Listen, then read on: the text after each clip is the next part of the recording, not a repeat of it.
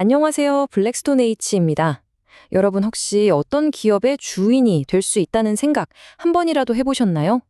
오늘은 바로 그 방법, 소유지분 증권, 그러니까 주식의 세계로 여러분을 한번 안내해볼까 합니다. 좀 복잡해 보이는 용어들 뒤에 숨어있는 진짜 의미, 오늘 저랑 같이 한번 파헤쳐 보시죠. 우리가 보통 주식 투자한다고 하잖아요. 이게 사실 단순히 돈을 넣고 빼는 그런 행위를 넘어서요. 한 기업의 소유권을 내가 갖게 된다는 뜻이거든요. 근데 과연 주인이 된다는 게 뭘까요? 그게 어떤 의미를 갖는 걸까요? 지금부터 그 깊은 의미를 알아보겠습니다. 자, 금융계에서는 이걸 좀 어려운 말로 소유 지분 증권, 영어로는 equity security라고 불러요. 아주 간단하게 말하면 이 회사의 이만큼은 내 겁니다 라는 걸 딱 증명해주는 문서라고 생각하시면 돼요.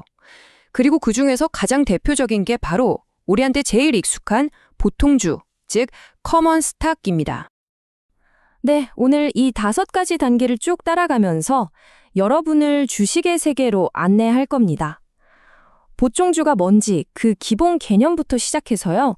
실제 주식 시세표는 어떻게 읽는지, 그리고 시장 전체는 어떻게 봐야 하는지까지 다 같이 알아볼게요. 준비되셨나요? 좋습니다. 바로 시작하겠습니다. 자, 첫 번째 순서입니다. 가장 기본이 되는 소유지분 증권이죠. 바로 보통주에 대해서 알아볼 텐데요. 도대체 왜 보통주를 가진 주주를 기업의 진정한 주인이라고 부르는 걸까요? 진정한 주인이라고 불리는 이유? 바로 이 2가지 아주 막강한 권리 때문입니다. 첫째는 의결권이 있어서 경영에 직접 참여할 수가 있어요. 뭐랄까, 우리가 우리 집의 중요한 일을 결정하듯이 회사가 나아갈 방향에 대해서 투표로 내 목소리를 내는 거죠. 그리고 둘째, 회사의 성공이 곧 나의 성공이 되는 겁니다. 기업 가치가 쑥쑥 오르면 내 자산 가치도 함께 쭉쭉 늘어나는 거죠. 자, 이제 보통주 투자자라면 이건 정말 반드시 알아야 할 2가지 핵심 특징을 살펴보겠습니다. 이게 보통주의 매력이면서 동시에 위험을 나타내기도 하거든요. 이 2가지 특징은요, 정말 동전의 양면 같아요. 자, 왼쪽에 자녀 청구권, 이건 좀 위험을 의미해요. 비유하자면 큰 파티가 다 끝나고 모두가 음식을 다 가져간 다음에 마지막에 남은 걸 가져갈 수 있는 권리 같은 거예요. 회사가 만약 파산하면 모든 빚을 다 갚고 나서 남는 게 있어야만 겨우 내 몫이 생기는 거죠. 반면에 오른쪽의 유한 책임은 아주 든든한 방패가 되어줍니다. 회사가 혹시 망하더라도 내 책임은 딱 내가 투자한 그 돈까지예요. 내 집이나 차를 팔아서 회사 빚을 갚아야 할 의무 전혀 없다는 뜻입니다. 네, 가장 마지막 순서라는 말, 이게 구체적으로 무슨 뜻인지 궁금하실 거예요. 그쵸? 내 앞에 돈을 받아갈 사람들은 대체 누구일까? 그 순서 한번 자세히 들여다보겠습니다. 바로 이 순서입니다. 이 슬라이드가 모든 걸 명확하게 보여주죠. 회사가 문을 닫게 되면 제일 먼저 국가에 세금을 내고요. 그 다음엔 직원들 월급을 줘야 합니다. 그 다음이 돈을 빌려준 은행이나 채권자들 차례죠. 그리고 나서야 주주들의 순서가 오는데, 어라? 여기서도 우선주 주주가 먼저네요. 보통주 주주는 정말로 모든 순서의 맨 끝에 서게 되는 겁니다.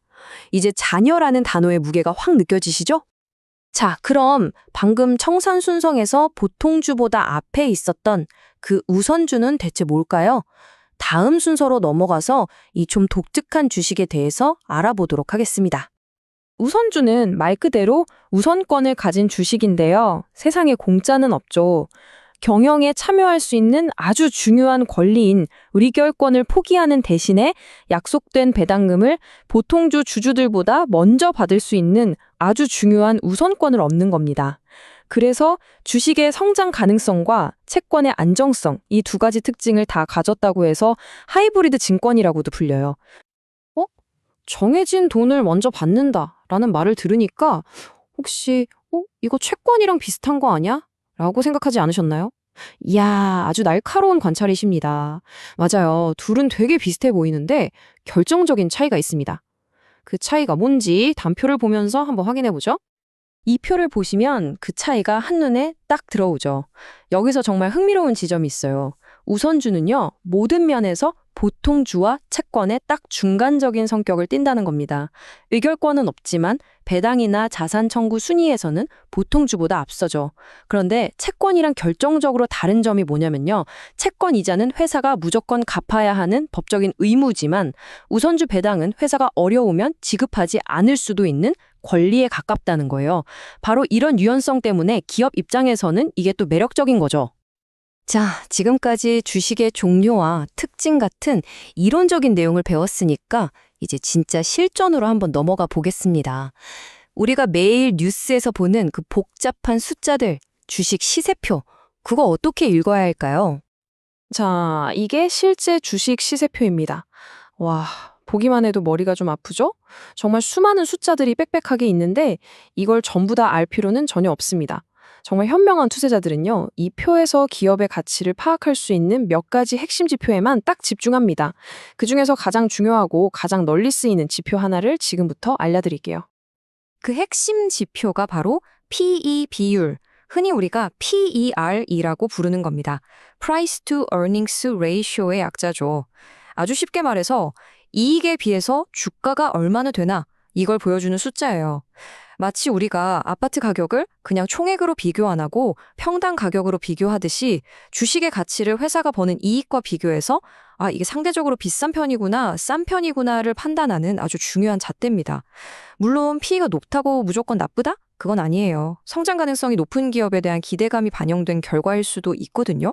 반대도 마찬가지고요. 계산은 보시는 것처럼 아주 간단합니다. 현재 주가를 1주당 벌어들이는 순이익, 즉 EPS로 나누면 끝이에요.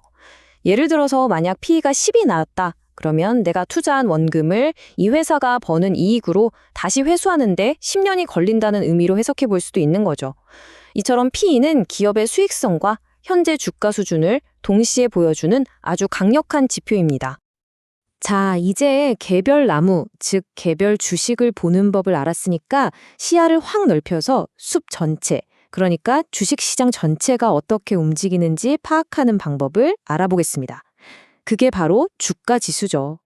주가지수 중에서 가장 유명한 것 중 하나가 바로 이 다우존스 산업평균지수, 우리가 보통 다우지수라고 부르는 겁니다. 이건 미국을 대표하는 최우량 기업 30개의 주가를 종합해서 만든 지표인데요. 이 지수가 오르면 시장 전반의 분위기가 좋구나 이렇게 해석하고 내리면 그 반대로 해석하는 거죠. 말 그대로 숲 전체의 건강 상태를 보여주는 거울과도 같다고 할 수 있습니다. 자, 오늘 배운 내용 정리 한번 해볼까요? 오늘 우리는 투자의 세계를 탐험할 아주 강력한 5가지 도구를 얻었습니다. 보통주를 통해서 기업의 주인이 되는 법을, 우선주를 통해서 안정성을 추구하는 법을 배웠죠. 자녀 청구권과 유한 책임으로 위험과 방패를 이해했고요. PE 비율로 기업의 가치를 측정하고 주가지수로 시장의 맥박을 짚는 눈을 갖게 된 겁니다. 이제 주식은 여러분에게 더 이상 그냥 복잡한 숫자가 아닐 겁니다.